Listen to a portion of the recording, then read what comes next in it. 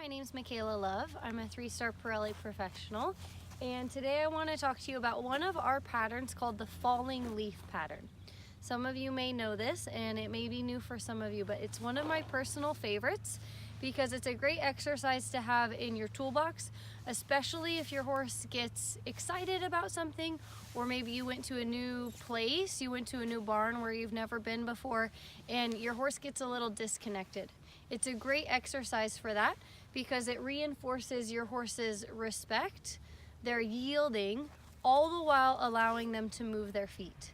So where most exercises we do tend to cause the horse to feel shut down, which gets them even more excited, the falling leaf allows them to move their feet while testing and reminding them about yielding, respect, and connection to the human.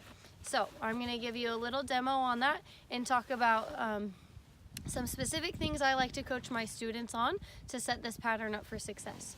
So number one is to have a really clear focus, and we've heard that before, right?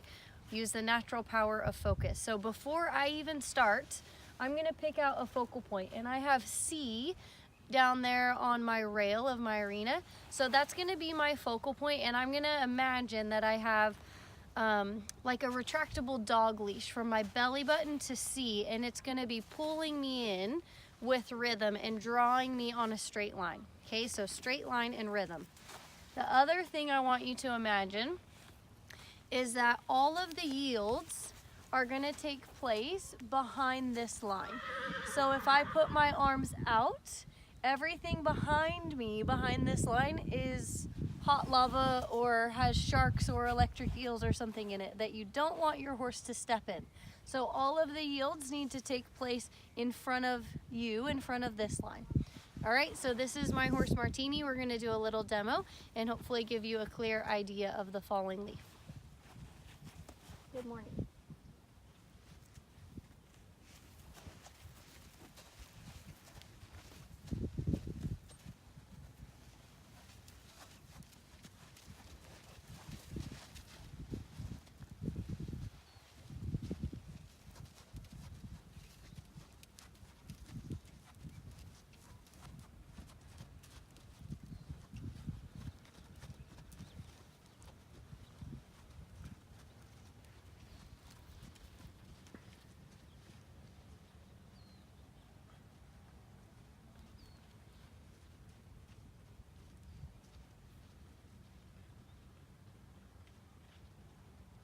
All right, so a couple pitfalls that I see come up quite often is tool savvy, right? We get all tangled in our tools and therefore we're not effective because we don't have them in the right place at the right time.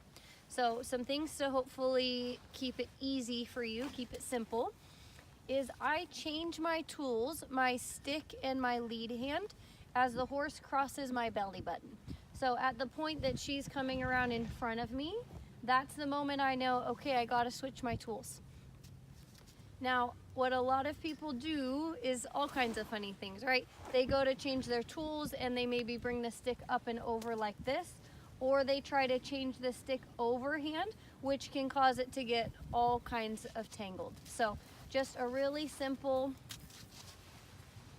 thing is to make sure you pass your stick underneath the rope. Okay, so I'm gonna pass under. And when I grab it, I'm gonna grab it like you would grab a sword. Okay, so I'm not gonna grab it like this because then I'm gonna again get tangled and not be effective. Or I'm sorry, I'm not gonna grab it like this.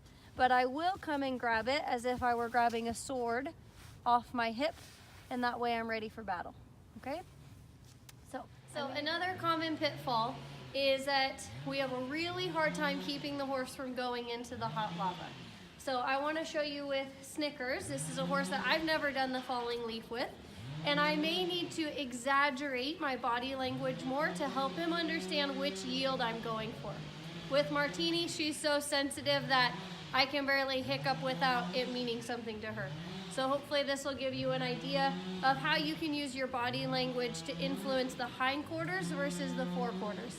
So what you'll see when I'm asking for a hindquarter yield, you're gonna see me really bend over like I would for a hindquarter yield in the beginning. to make it clear for him that I changed from a hindquarter yield to a forequarter yield is that I'm really going to stand up and use my energy to push in. So you'll see me here for hindquarters, here for forequarters, here for hindquarters, here for forequarters. So it's really clear for the horse which zone of their body I'm talking to. Okay?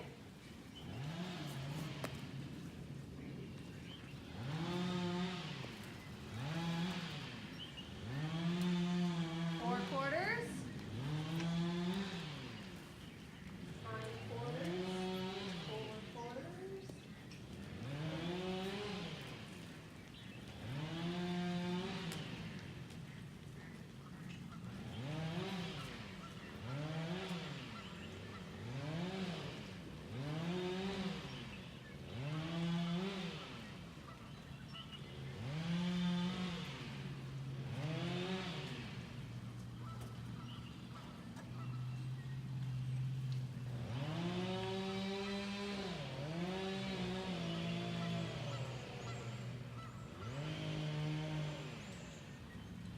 All right, one more thing for you to think about as you're going through this pattern is to make sure that you're getting a true yield. So for me, a true hindquarter yield means that the horse is planting their inside front leg and pivoting around it.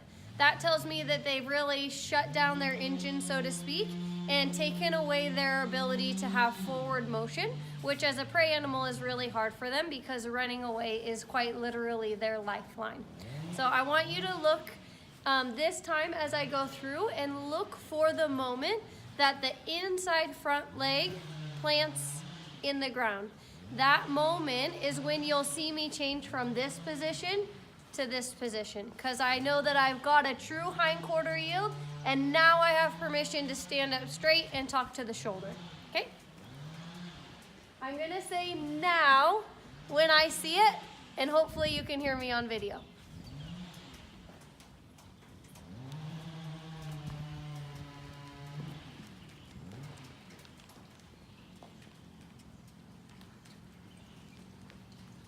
Now.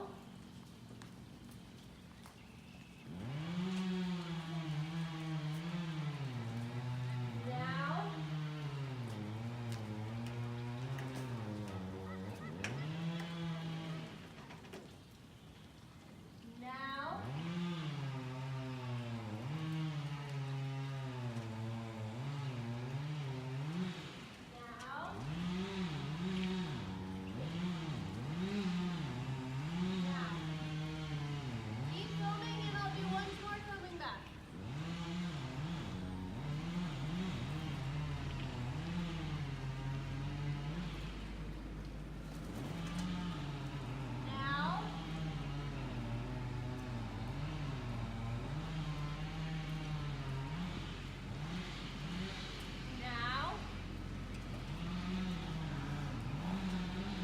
Now.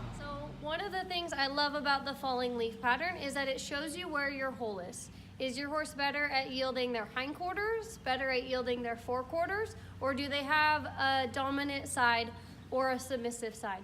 So not only does it help you build confidence with your horse and get them calm, connected, and responsive should they get reactive due to a new environment or something exciting's going on around you, but it also shows you how good your foundation is and how solid your principal games are.